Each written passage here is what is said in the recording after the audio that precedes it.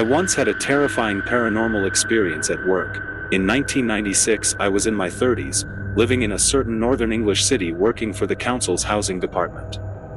I was the boots-on-the-ground guy who would visit and inspect the state of, or level of damage to, council properties once the tenants had either left, were evicted, or had died.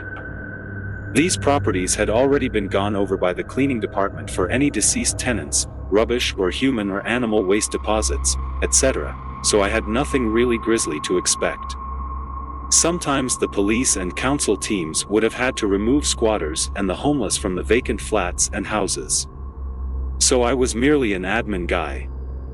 Armed only with a torch, a work Nokia phone, old by today's standards, a clipboard and pen. One cold November afternoon I visited one such vacant property on a working-class estate by a busy road, in order to walk around and complete a full assessment of within. The summary of any repair or replacement costs would then be handed over to number crunchers in another department. Approaching the property, I exchanged a greeting with the occasional neighbor. The area was okay and the previous tenants were a family who had suddenly quit and fled, leaving a bunch of rent owing. That was more commonplace than you'd think. I donned my latex gloves and face mask, well, you never know, then unlocked the front door and entered the narrow hallway. Once inside, my nostrils were assaulted by strong lingering odors, cooking, cigarettes and a strange musty smell. The house was also rather gloomy, despite it being daytime. I guess everyone takes the light bulbs with them, right? But it stank. Of what, I didn't know. I cursed the cleaners under my breath, got out my torch and proceeded to assess the rooms downstairs, kitchen first. I opened and closed fixed cupboards, checked the taps, pipes and spaces underneath the sinks, ticking off checklist boxes and adding the odd comment. I felt strange somehow, but wasn't sure why. I finished the other downstairs rooms, glanced at the small garden and climbed the stairs, repeating the process around the simple bathroom, narrow toilet and pitifully small bedrooms.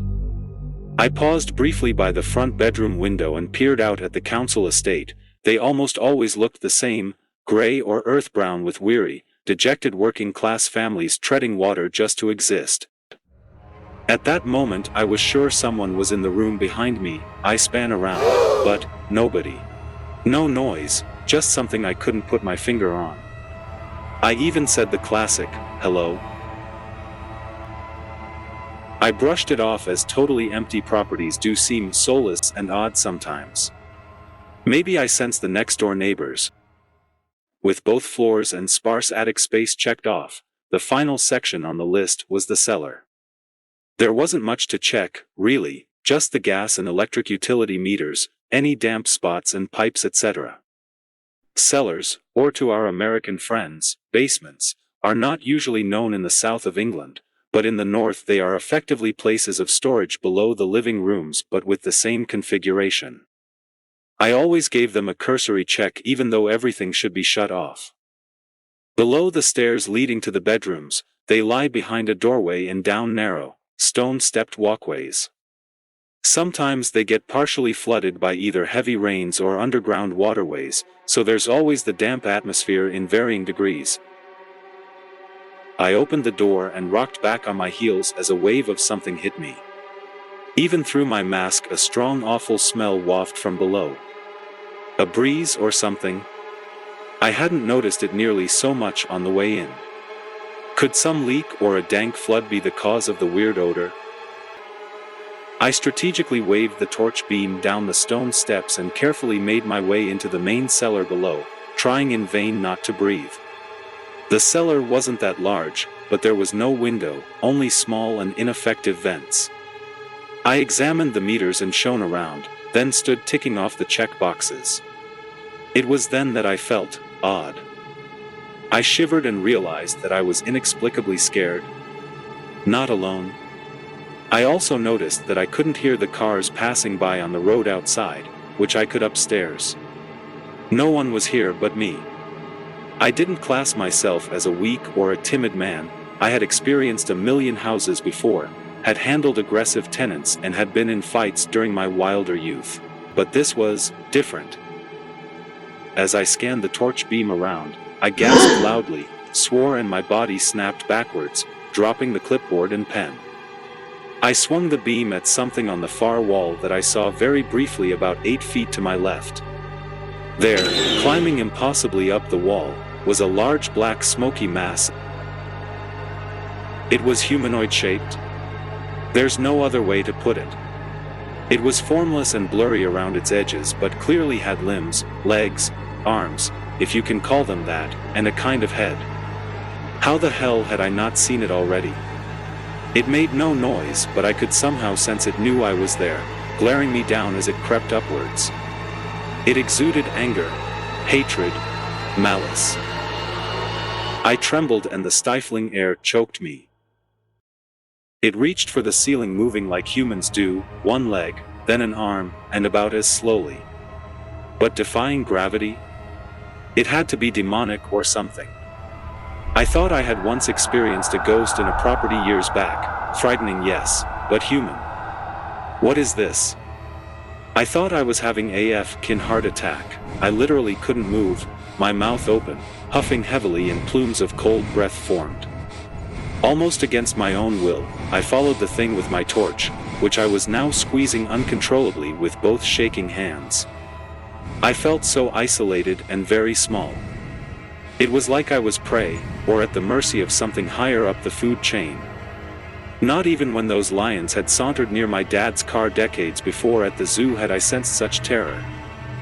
I swear to God. It then sped across the ceiling from my left to right at an impossible speed out of the light. WTF? I'm not ashamed to say I shrieked and almost peed myself, falling back over the clipboard and crashing against the cold stone wall, banging my shaven head and nearly dropping the torch, my only comfort. I shakily and desperately swung the light around, trying to see where it went. Was it attacking me? I couldn't see. Damn it. But there, hunched tightly into the corner of the ceiling, there it was, seemingly turning to menace me, or to spring at me, with what I felt to be a hateful gaze. Or was that my own fear speaking? Then it just shot through the ceiling in a second. Yes. Through it. Through stone. What the hell can do that? I trembled uncontrollably, trying not to hyperventilate as my light beam darted clumsily around the bare walls and ceiling, searching for that ungodly thing. I didn't dare move. Had it really gone? I didn't dare shift for what seemed like an hour, but was probably only 5 minutes or so. I tried to get my mobile phone out and dial the office, or 999 for the police, but my hands were just too jittery to press the buttons on this crappy old work phone. Anyway, what would I say? Come and save me from a weird shadow that can run across ceilings? I said a desperate and jumbled prayer to a God I hadn't chatted to for years. Well, decades. Please hear me now, I pleaded meekly.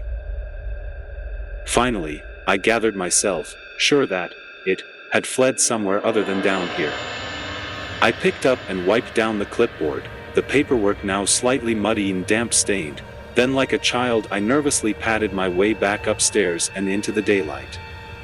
I immediately dashed outside, breathing so heavily I thought I might pass out. I locked up and left as quickly but as dignified as I could back to my car, where I took 10 to collect myself. I said nothing to anyone back at the office, or to friends, for a long while. My wife didn't disbelieve me, but I could tell that she struggled with it. But I know damned well what I saw. I accessed that property's historical files at work, but there was nothing relating to any occultic activity or similar issues. I asked the local church authorities in vain for their advice. Even public library records or internet searches yielded nothing. I don't know what that thing's capabilities were, other than possessing incredible speed and agility. I'm just glad it didn't attack me, surprised even, and I was extremely wary about any future inspections until I transferred to another department. I managed to retire early some years afterwards. But upon reflection, I realize now that it wasn't a ghost as we traditionally understand them. A person who had once existed like you or I. That dark entity or creature or whatever it was something purely evil, malicious, dangerous, something ancient. That horrific thing had never been human.